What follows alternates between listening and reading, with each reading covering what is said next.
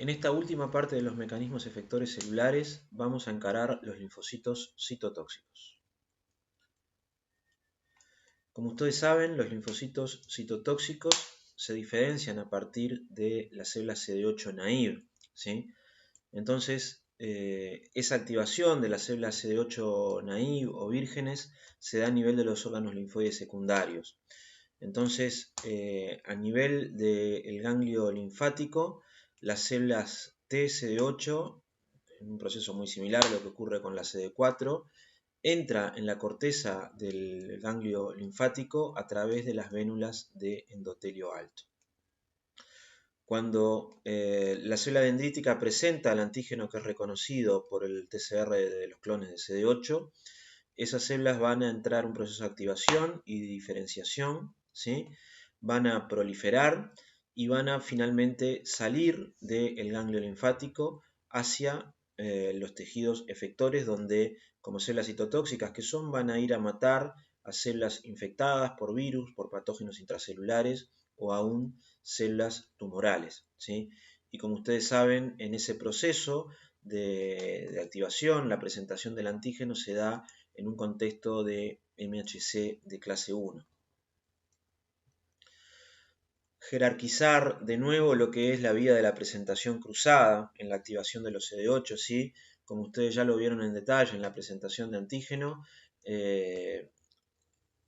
para que un linfocito CD8 virgen sea activado por la célula dendrítica, es necesario que los antígenos que son internalizados por endosomas, por fagosomas, pasen al citosol y allí entonces entran por la ruta del proteasoma de los antígenos citosólicos, van al retículo endoplásmico, son cargados en el MHC de clase 1, a partir de allí son llevados a la superficie y ese complejo del péptido con el MHC de clase 1 es lo que termina siendo reconocido por el linfocito CD8 virgen para que luego sea activado.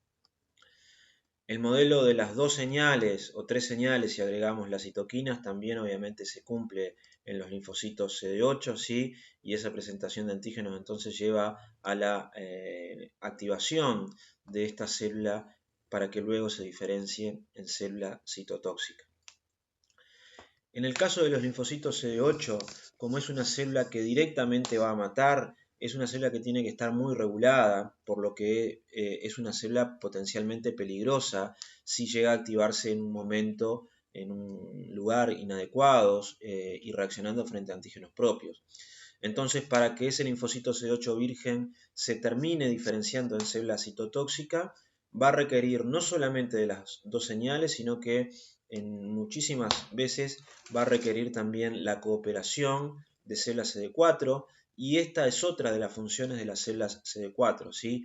Una célula CD4 más bien de tipo TH1, pero van a ver que también las TH17 en el seminario asociado a este tema pueden colaborar para que el linfocito CD8 se active de manera óptima a través de citoquinas que se secretan en el espacio extracelular y van a actuar en el CD8, o de una manera un poco más indirecta, modulando la biología de la célula dendrítica, la célula TH1 expresando CD40 ligando, ¿sí?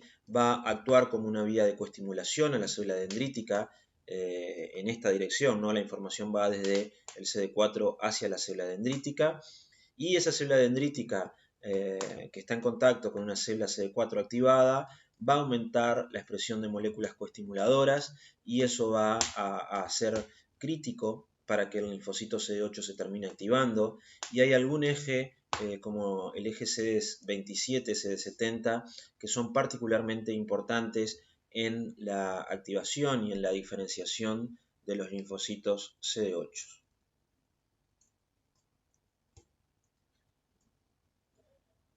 A nivel de la memoria de los CD8, la cooperación también juega un papel importante. Aquí en este experimento se está analizando el número de células CD8 específicas de antígeno, entonces pueden ver en la curva verde cómo ocurre en este caso frente a una infección viral la respuesta. En el caso de entonces un animal wild type con presencia de células CD4, hay una respuesta primaria, y luego una respuesta ante una segunda exposición al virus, una respuesta secundaria mediada entonces por células memoria. Ahora, ¿qué pasa si analizamos un animal de experimentación carente de células CD4? Por ejemplo, un animal que no exprese moléculas de MHC clase 2, que por lo tanto no pueda hacer selección positiva de los CD4 y que no tenga CD4 en su periferia. Bueno, inicialmente, para este virus, lo que se observa es que la respuesta primaria no tiene diferencia, ¿sí? Estos animales sin células CD4 generan una respuesta primaria de CD8 frente al virus que es igual a la de los ratones wild type.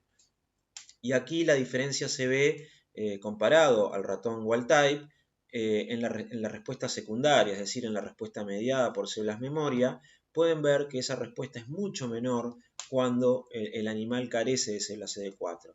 Lo que está mostrando que la cooperación CD4 en algunos escenarios puede ser importante para la respuesta primaria y en otros escenarios puede ser importante para la respuesta memoria por parte de los CD8, ¿sí? Entonces, la cooperación de los CD4, la generación de un ambiente proinflamatorio, puede ser importante entonces en la etapa de expansión. Entonces, en ausencia de citoquinas proinflamatorias, puede haber una expansión que rápidamente vaya a la contracción, muerte por apoptosis, y en ausencia de un microambiente inflamatorio, y se estén generando pocas células memoria. Mientras que en presencia de una cooperación fuerte de tipo TH1, esa contracción va a ser menor y eso va a estar favoreciendo también la generación de memoria por parte de los linfocitos CD8. Los linfocitos CD8 citotóxicos entonces juegan un rol importantísimo a nivel de la inmunidad antitumoral y eso está quedando muy de manifiesto en la inmunoterapia oncológica, en los protocolos de bloqueo de PD1, por ejemplo. Sabemos que son fundamentales los linfocitos CD8 para poder matar a células tumorales y terminar eliminando un tumor y en muchos casos terminar curando a un paciente de su cáncer. En la respuesta antiviral, obviamente, también. Las CD8 juegan un papel importantísimo, también bacterias y parásitos intracelulares, y deberíamos agregar aquí también que en la respuesta contra órganos trasplantados los CD8 juegan un papel importante. Bueno, obviamente que los linfocitos CD8 efectores se diferencian a partir de linfocitos vírgenes, como veíamos, la presentación cruzada, ¿sí? Y las dos señales de activación que se requieren. Ahora bien, ¿cómo logra un linfocito CD8 matar a su célula blanco? ¿Sí?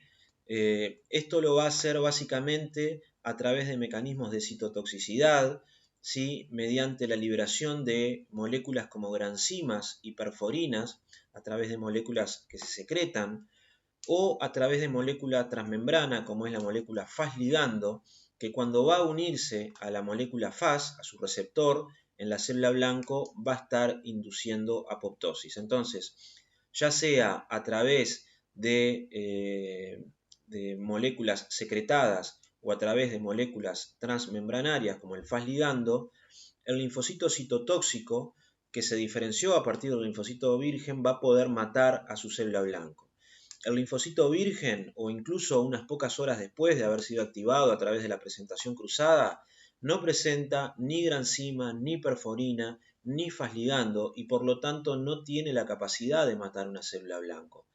Va a ser la célula completamente diferenciada luego de esos 7 a 10 días que pasan luego de la activación, que se expresen niveles óptimos de granzima, perforina y Fas ligando, y esa célula entonces va a tener sus máximas capacidades citotóxicas. Ese linfocito T citotóxico también produce citoquinas proinflamatorias, también produce citoquinas sobre todo de una naturaleza TH1, interferón gamma y TNF.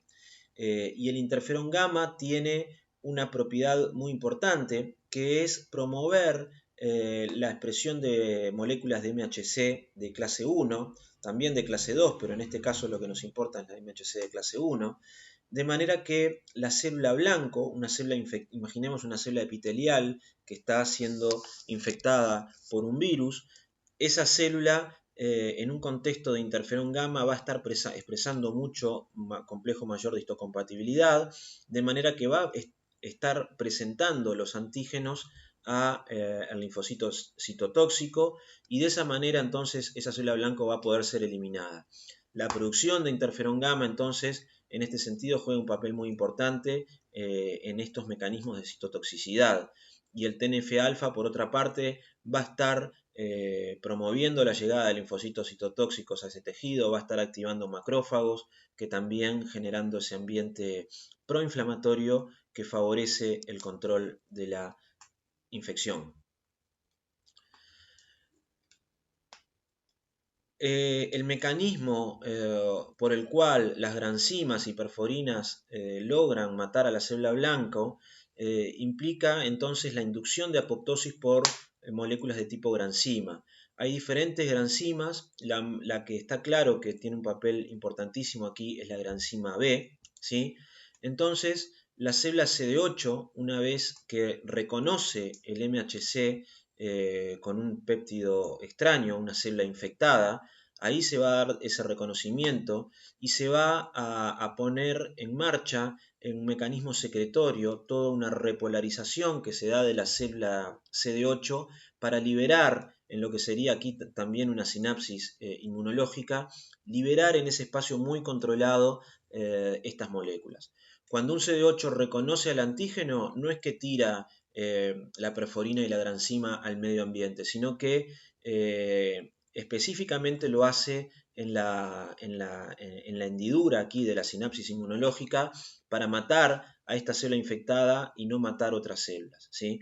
Y se cree que ese complejo de perforina y granzima termina actuando a nivel endosomal, ¿sí? En vesículas intracelulares, donde la perforina forma poros y ese poro deja pasar a la granzima, y a nivel del citosol de la célula infectada, esa granzima B va a activar caspasas y va a terminar matando a esa célula blanca, a esa célula infectada, por el proceso de apoptosis. Como les decía, ese proceso de muerte se da de una manera muy regulada, y a nivel del citoesqueleto de la célula citotóxica se da una reorganización. El centro organizador de microtúbulos se organiza de una manera de que todo el aparato secretorio vaya hacia esa sinapsis, y que entonces la liberación de las granzimas y las perforinas se dé en esta célula blanco y no se dé al medio ambiente para poder matar células que eventualmente no estén infectadas, ¿sí? Entonces en esta micrografía electrónica se ve muy bien cómo la célula citotóxica se polariza, forma realmente una sinapsis inmunológica, y el centro organizador de microtúbulos se localiza ahí para que todo se secrete en este espacio y la célula muerta sea efectivamente la célula blanco y no células sanas que estén alrededor. Obviamente que aquí todo esto se desencadena por el reconocimiento del péptido antigénico, ¿sí? En el contexto del MHC de clase 1, moléculas de adhesión, integrinas, participan para estabilizar esa sinapsis, se liberan los gránulos, luego incluso la célula citotóxica se despega, y unas horas más tarde esa célula blanco va a terminar muriendo por apoptosis. Ustedes se podrían preguntar, bueno, pero ¿cómo funciona ese mecanismo para que mate a la célula blanco y no mate a la propia célula citotóxica, ¿no? Porque la idea es que este linfocito citotóxico identificó esta célula infectada, la mató, y luego tiene que ir a buscar otras infectadas y a continuar con ese proceso para que sea realmente eficaz. Pero en este proceso podría ocurrir que tanto las granzimas como las perforinas actúan sobre el propio linfocito CD8. Bueno, eso se evita básicamente por dos tipos de mecanismos. Por un lado, por ese proceso muy regulado y direccionado de que se tira a ese espacio sináptico las granzimas y las perforinas, pero además en la membrana del linfocito CD8 hay catepsinas, proteasas que actúan clivando a la perforina. Entonces, de esa manera se evita que la célula CD8 citotóxica muera por la secreción de granzima y perforina.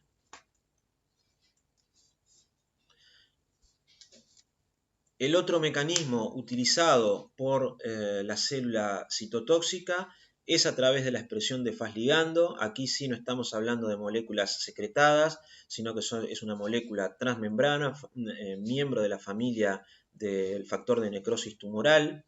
Es una molécula trimérica, como ocurre muchas veces en la familia del TNF, y este Fas ligando, entonces, cuando la célula está diferenciada, cuando reconoció en esta célula diana, en esta célula blanco, un péptido, por ejemplo, un péptido viral presentado en el MHC de clase 1, esa célula CD8 va a llevar hacia la membrana de Fas ligando. El Fas ligando va a entrecruzar las moléculas de Fas, que es su receptor en la célula blanco, y todo eso va a llevar primero a una activación de caspasa 8 y luego una cascada que va a terminar en la activación de caspasa 3, llevando entonces a la muerte por apoptosis de la célula blanco, ¿sí? Así que esos dos son los principales mecanismos por los que la célula CD8 termina matando a células infectadas, y esto de nuevo hay que entenderlo en un contexto inflamatorio. La producción de interferón gamma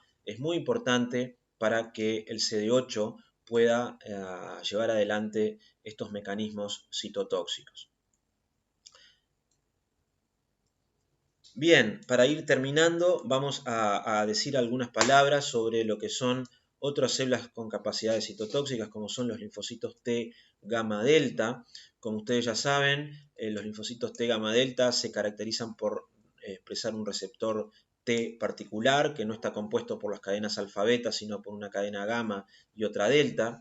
Y una característica de ese TCR es que tienen una variabilidad bastante limitada, ¿sí? Es un repertorio mucho más acotado el de los gamma delta cuando se los compara a al del TCR alfa beta. Tienen, bueno, en la periferia expresan una cadena gamma 9 del segmento B que se asocia con diferentes cadenas segmentos B de la cadena delta, y en definitiva eso da un repertorio bastante limitado. Son células que están muy presentes en la piel, en las mucosas, a nivel intraepitelial incluso, ¿sí? Las células T gamma delta detectan células estresadas, células DAMP, ¿sí? Y por ese tipo de reacción rápida, por ese TCR limitado, por su localización, muchas veces son consideradas como células que están de alguna manera entre la interfaz entre la inmunidad innata y adaptativa. No son realmente adaptativas porque no tienen un TCR muy variable, y esa rápida respuesta, esa localización hace pensar que son como una primera línea de defensa, más propio entonces de la inmunidad innata. Salen del timo en un estado de preactivación, ¿sí? De nuevo compatible con esa idea de respuesta innata o respuesta más rápida.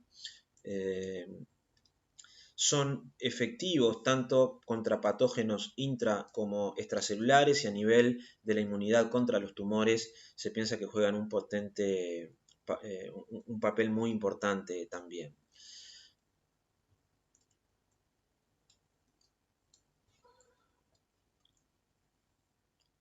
Las células T gamma delta tienen también una diferencia fundamental con las células alfa beta, y es que no reconocen los antígenos en el contexto del complejo mayor de histocompatibilidad, ¿sí? Sino que no están restringidas por el complejo mayor de histocompatibilidad, y reconocen antígenos a nivel de células diana que no son de naturaleza muchas veces proteínica, sino que pueden ser glucídica, lipídica, fosfoantígenos, y reconocen también señales de estrés en un mecanismo parecido a lo que es las natural killer, ¿sí?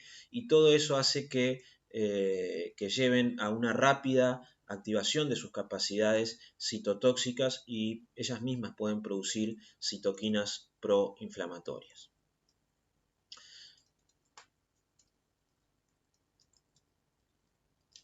Para finalizar, las células Natural Killer T, NKT, son de alguna manera como un híbrido entre células T y células Natural Killer. Tienen un TCR y tienen marcadores de células Natural Killer como la molécula CD56. ¿Sí? Y reconocen antígenos, sobre todo de naturaleza glicolipídica, en el contexto de una molécula parecida al MHC, pero que es diferente, que es el CD1D, que no liga antígenos proteínicos como el MHC clásico, sino que presenta antígenos glicolipídicos.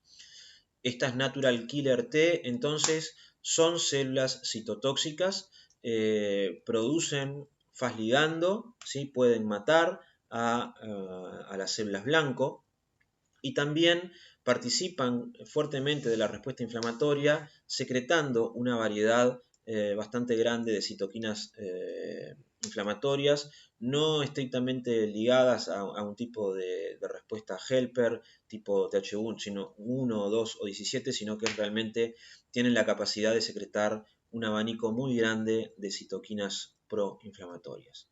Así que bueno, por ahí vamos terminando este capítulo de las células cooperadoras, de las células citotóxicas, de los mecanismos efectores de la inmunidad, y muchas gracias por la atención.